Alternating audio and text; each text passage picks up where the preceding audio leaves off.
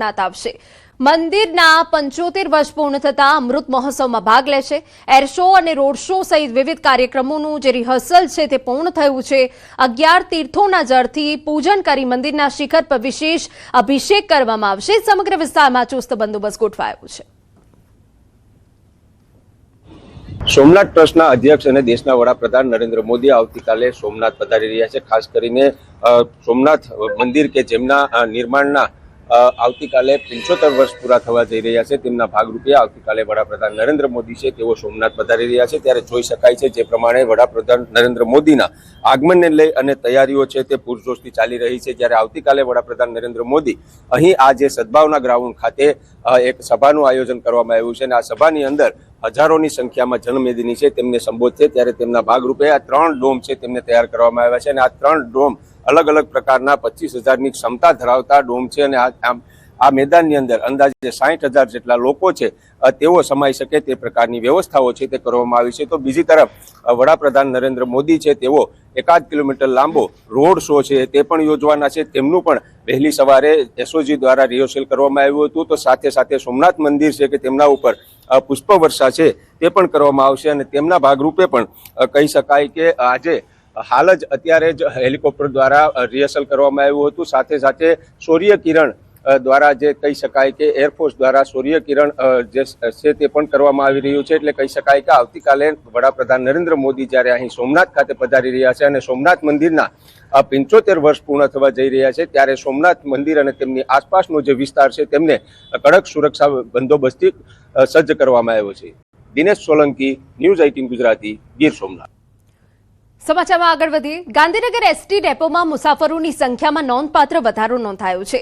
શહેરી તેમજ ગ્રામ્ય રૂટોમાં બસોની સંખ્યા વધારવા સાથે એસી, સ્લીપર કોચ અને લોકલ પાસ જેવી સુવિધાઓના કારણે છેલ્લા સમયમાં આશરે મુસાફરોએ એસટી બસ સેવાનો લાભ લીધો। ગાંધીનગર એસટી બસોએ આપને જણાવી દઈએ કે જ્યાં ઘણા કિલોમીટરનું સંચાલન કરતા અંદાજે 311.57 કરોડની આવક નોંધાવી છે। મુસાફરો માટે અપડાઉન પાસ, વિદ્યાર્થી પાસ અને કન્યા મફત પાસ જેવી યોજનાઓ પણ આકર્ષણનું કેન્દ્ર બની છે, જેના કારણે સામાન્ય લોકોમાં એસટી મુસાફરી પ્રત્યે વિશ્વાસ અને વલણ વધ્યું છે। બીજી તરફ ગાંધીનગર ડેપોમાં 5 ડબલ ડેકર ઇલેક્ટ્રિક બસો શરૂ થતા ગિફ્ટ સિટી અને સરખેજ તરફથી આવનારા મુસાફરોની સંખ્યામાં પણ વધારો થયો। ઉનાળાની રજાઓને પગલે સોમનાથ, દ્વારકા જેવા ધાર્મિક યાત્રાધામો માટેની બસોમાં પણ ભારે માંગ જોવા મળી રહી છે અને સ્લીપર કોચ બસોની બુકિંગ હાલ વેટિંગ સુધી પહોંચી ગઈ છે। ગત વર્ષે 31 કરોડ 15 લાખની માતબર આવક મેળવવામાં આવી છે, જેમાં 8,53,000 જેટલા મુસાફરોએ આ સંચાલનનો લાભ લીધેલો છે। વધુમાં ગાંધીનગર ડેપો દ્વારા ડબલ ડેકર એસી બસનું પણ સંચાલન કરવામાં આવે છે, જેનું સંચાલન ગાંધીનગરથી સરખેજ અને ગાંધીનગરથી ગિફ્ટ સિટી આ સર્વિસમાં પણ મેક્સિમમ મુસાફરો, વધુમાં વધુ મુસાફરો આ સર્વિસનો લાભ મેળવી રહ્યા છે। અને મહત્વના સમાચાર, ભાવનગરમાં અસામાજિક તત્વોનો આતંક સામે આવ્યો। વિઠ્ઠલવાડી વિસ્તારમાં આધેડ વીરભદ્રસિંહ ગોહિલ પર છરીથી હુમલો થયો। આધેડે ગાડી સરખી ચાલવાનું કહેતા હુમલો કરાયાનો આક્ષેપ। જાહેરમાં અજાણ્યા શખ્સો દ્વારા માર મારતો વિડીયો સામે આવ્યો। ઘાયલને તાત્કાલિક સરકારી હોસ્પિટલ ખસેડાયા। તો અસામાજિક તત્વોનો આતંક સામે આવ્યો છે। અમારા સંવાદદાતા નીતિન વધુ વિગતે વાત કરવા જોડાયા છે। નીતિન, પૂરી વિગત। ચોક્કસ વાત કરીએ તો છેલ્લા ઘણા સમયથી ભાવનગરમાં જે તત્વો છે જે તેમને કોઈ સ્ટોપ નથી રહ્યો પોલીસનો અને નાની મોટી ઘટનાઓ છે તે રોજ બેરોજ છે તે સામે આવતી હોય છે। ત્યારે ફરી એક ગત મોડી રાત્રિએ ગઈકાલે એક આધેડ પર હુમલો થયો છે અને અજાણ્યા શખ્સો દ્વારા ઘાતક હથિયારો દ્વારા તેમને પેટના ભાગ પર હુમલો કરવામાં આવ્યો છે। સ્થાનિક લોકોનું કહેવું છે કે સામાન્ય જે ચલાવવા બાબતની વાતને લઈ અને આ શખ્સોએ આધેડ પર હુમલો કર્યો છે। હુમલાને લઈ અને આ પણ એક અનેક એવા સવાલો સામે આવી રહ્યા છે કે જ્યારે શહેરના પોલીસ ચોકીના વિસ્તારો હોય છે, સિટી ડીવાયએસપીના તાબામાં આવતા તમામ પોલીસ સ્ટેશનો હોય છે, ત્યાં આવી પરિસ્થિતિ હોય તો જિલ્લાની શું પરિસ્થિતિ હોય? ચોક્કસ કહી શકાય કે જે વીરભદ્ર ગોહિલ છે કે આજે તેઓને વધુ સારવાર અર્થે સરકારી હોસ્પિટલ ખસેડવામાં આવ્યા હતા અને ત્યાં અત્યારે તેમની હાલત છે તે સ્ટેબલ છે। જી બિલકુલ, આભાર।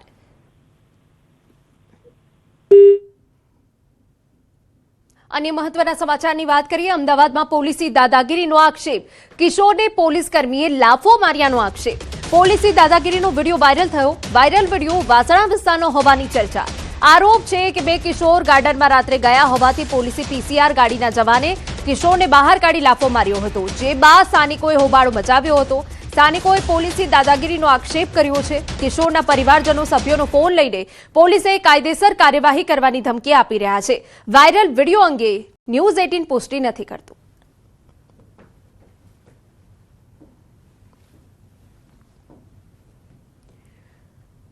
પંચમહાલ જિલ્લામાં ઉનાળાની શરૂઆત સાથે જંગલ વિસ્તારમાં આવેલા કુદરતી પાણીના સ્ત્રોતો સુકાઈ જતા વન્યજીવો પાણી અને ખોરાકની શોધમાં માનવ વસાહતો તરફ આવવા લાગ્યા છે, જેના કારણે ગ્રામજનોમાં ભયનો માહોલ છે.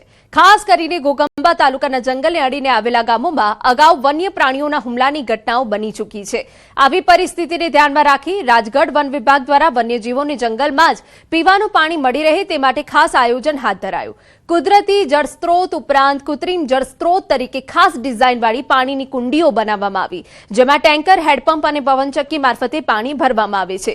રાજગઢ વન વિસ્તારમાં આશરે 9400 હેક્ટર વિસ્તારમાં 8 જેટલી પાણીની કુંડીઓ તૈયાર કરવામાં આવી અને તમામ જળસ્ત્રોતનું સતત મોનિટરિંગ કરવામાં આવ્યું.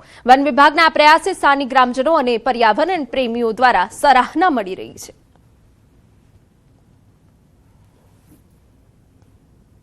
અમારા રાજગઢ કાર્ય વિસ્તારમાં કુલ અલગ અલગ જગ્યા પર પાણીના વોટર પોઈન્ટ બનાવવામાં આવેલા છે, જેનો મુખ્ય હેતુ એ છે કે આવી કાળઝાળ ગરમીમાં વન્ય પ્રાણીને પાણી માટેની સુવિધાઓ ઉપલબ્ધ કરવામાં આવેલી છે. જો વન્ય પ્રાણીને સુવિધા ઉપલબ્ધ ન કરવામાં આવે તો વન્ય પ્રાણી પાણીની શોધખોળ માટે અન્ય ઘરના રહેણાંક વિસ્તારમાં જઈ અને માનવ ઈજા, માનવ મૃત્યુ તેમજ માલઢોર ઉપર હુમલાના બનાવો બનતા હોય છે, જેને અટકાવવા માટે સરકારશ્રીના નિયમો મુજબ અલગ અલગ જગ્યા પર વોટર પોઈન્ટ બનાવવામાં આવેલા છે. અત્યારે વન વિભાગની અંદર પાણી માટે સુવિધા કરી છે, એટલે ખેતી માટે અમને પેલો ત્રાસ બહુ હતો કે વન્ય પ્રાણી કે રોજ છે, નીલગાય છે, બધું પાંદડા, વાઘ એ બધું બહાર વધારે આપતો હતો. અત્યારે એટલે બધું નથી કે તકલીફ અમને. અત્યારે વન વિભાગ દ્વારા અહીંયા પાણીની સગવડ કરી છે, એટલે જનાવર હવે બહાર નથી આવતા અને પાણી અંદર પી લે છે. પહેલા બહુ અમારું ઘર નજીક એટલે જંગલ નજીક એટલે બહાર નીકળાતું નતું. અત્યારે પાણીની સુવિધા અંદર છે એટલે જનાવરો બધા અંદર રહે છે. પંચમહાલ જિલ્લામાં અંદાજિત 15,000 હેક્ટર કરતા વધુ જંગલ વિસ્તાર આવેલો છે અને આ જંગલ વિસ્તારમાં વન્ય પ્રાણીઓ વસવાટ કરી રહ્યા છે. વન્ય પ્રાણીઓની સગવડ માટે વન વિભાગ દ્વારા ચિંતા કરવામાં આવી રહી છે. ખાસ કરીને જો વાત કરવામાં આવે તો હાલ ઉનાળાની કાળઝાળ ગરમી પડી રહી છે, જેને લઈને જે વન્ય પ્રાણીઓ છે એ શિકારની શોધ માટે રહેણાંક વિસ્તારોમાં પહોંચી જતા હોય છે અને ત્યાં માનવ પર હુમલા કરતા હોય છે, પશુ પર હુમલા કરતા હોય છે. આ જ બાબતની વન વિભાગ દ્વારા ચિંતા કરવામાં આવી છે અને વન વિસ્તારમાં પાણીની કુંડીઓ મૂકવામાં આવી છે. આપની સીધા દ્રશ્ય બતાવીશ, આપ જોઈ શકો છો. જ્યાં જ્યાં પવનચક્કીની જરૂરિયાત છે ત્યાં પવનચક્કી ઊભી કરવામાં આવી છે, જ્યાં હેન્ડપંપની સગવડ છે ત્યાં હેન્ડપંપ ઊભા કરવામાં આવ્યા છે. સાથે જ ટ્રેક્ટર વડે પણ પાણી ટેન્કરથી ભરવામાં આવી રહ્યું છે. આપ દ્રશ્યોમાં જોઈ શકો છો. વનકર્મીઓ જે સતત વન્ય પ્રાણીઓ છે તેની ચિંતા કરતા હોય છે અને પોતે અહીંયા સ્ટાફ દ્વારા હેન્ડપંપની જે આ કુંડીઓ, હેન્ડપંપ મારફતે પાણીની કુંડીઓ છે તે ભરવામાં આવતી હોય છે. નિત્યક્રમ પ્રમાણે આ પ્રકારે જ વન વિભાગના જે કર્મચારીઓ છે, એ મહિલા કર્મચારી હોય કે પછી અન્ય કર્મચારી હોય, પણ વન વિભાગના કર્મચારીઓ સતત અહીંયા જે પ્રાણીઓ છે તેઓને પાણી મળી રહે પૂરતું ઉનાળામાં અને પાણી માટે દર ભટકવું ના પડે, જેની ચિંતા કરતા હોય છે. પંચમહાલ જિલ્લાની વાત કરવામાં તો પંચમહાલ જિલ્લામાં ખાસ ઘોઘંબા, રાજગઢ રેન્જ, સાથે સાથે ગોધરા રેન્જ અને જાંબુઘોડા વન્ય વિસ્તારમાં આ પ્રકારની જે વ્યવસ્થા છે તે ઊભી કરવામાં આવી છે. 50 થી વધુ જે પાણીના સ્પોટ ઊભા કરવામાં આવે છે, જેથી પશુઓને જંગલ વિસ્તારમાં જ, વન વિસ્તારમાં જ પાણી મળી રહેતું હોય છે અને પાણી મળતા જ વન્ય પ્રાણીઓને ખોરાકની સાથે સાથે અહીંયા પાણી મળી રહેતું હોવાથી ખોરાકની શોધમાં દર ભટકવું પડતું નથી, જેથી અહીંના જે સ્થાનિકો છે, અહીંના રહીશો છે, તેઓ હાલ રાહતનો શ્વાસ લઈ રહ્યા છે અને શાંતિથી પોતાના ઘરે આરામ ફરમાવી રહ્યા છે. સાથે જ પોતાના ઉપર અન્ય પ્રાણીઓના હુમલા થવાની જે દહેશત હતી તેમાંથી આંશિક રાહત અનુભવી રહ્યા હોય એ પ્રકારનું હાલ વાતાવરણ જોવા મળી રહ્યું છે. રાજેશ જોશી, ન્યૂઝ 18 ગુજરાતી.